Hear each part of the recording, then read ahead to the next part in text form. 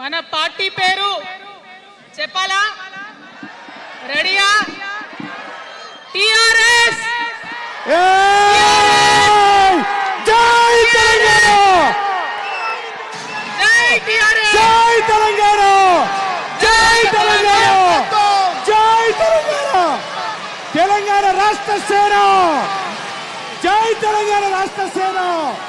జై తెలంగాణ రాష్ట్ర సేన! జై తెలంగాణ రాష్ట్ర సేన! కవితమ్మ గారి నాయకత్వం! కవితమ్మ గారి నాయకత్వం!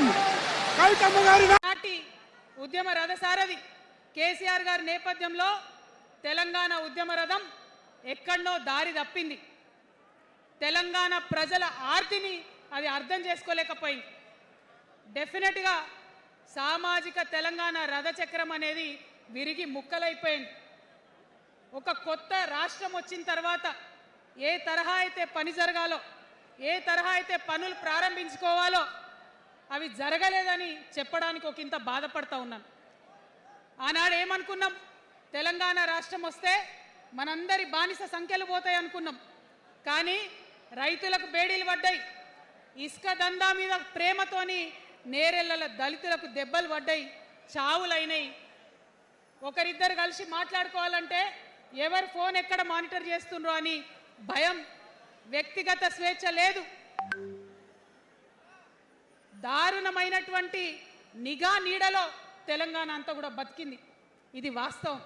మనం అనుకున్న కలల తెలంగాణ రాలేదన్నది ముమ్మాటికి వాస్తవం. మరి అటువంటి సందర్భంలో నేను ఇవాళ మీ అందరికి ఒక మాట చెప్పాలి. ఆనాడు పరిపాలించిన కుటుంబంలో నేను కూడా ఒక భాగం. ఆనాడు పరిపాలించిన కుటుంబంలో ఒక భాగమైనందుకు కొన్ని విషయాలకు నేను సిగ్గుపడతా ఉన్నాను. తెలంగాణ ప్రజల్ని క్షమించమని కూడా కోరుతా ఉన్నాను. కానీ తెలంగాణ సాధించినందుకు మాత్రం చాలా గర్వపడుతున్నాను. నా జన్మ ధన్యమైందని చెప్పి భావిస్తూ ఉన్నాను. నమస్కరించి ఒక మాట చెప్తున్నా, హార్ట్ఫుల్గా చెప్తున్నా, నా హృదయాంతరాల నుంచి ఒక మాట చెప్తా ఉన్నా. నేను తెలంగాణలో ఉన్న 3.5 కోట్ల మంది తెలంగాణ బిడ్డలందరికీ ఒక అమ్మగా పరిణితి చెందాలనుకుంటున్నా.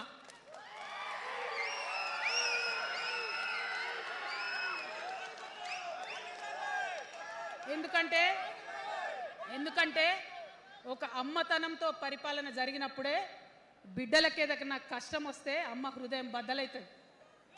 అటువంటి దుఃఖంతో పరిపాలన జరిగినప్పుడే, అటువంటి సంవేదనతో పరిపాలన జరిగినప్పుడే, అటువంటి ఆర్తితో పరిపాలన జరిగినప్పుడే రాష్ట్రం ముందుకు పోతుంది, రాష్ట్రంలో ఉన్న ప్రజల కష్టాలు తీరుతాయి. ఇవాళ ఎన్నిసార్లు ఎన్ని రకాలుగా ఆలోచన చేసినా మన తెలంగాణ రాష్ట్రంలో అనేక రోజుల నుంచి, అనేక సంవత్సరాల నుంచి ఒక భూస్వామ్య వ్యవస్థ నడిచింది. మనకు తెలుసు, అనేక రకాల పోరాటాలు వచ్చినాయి.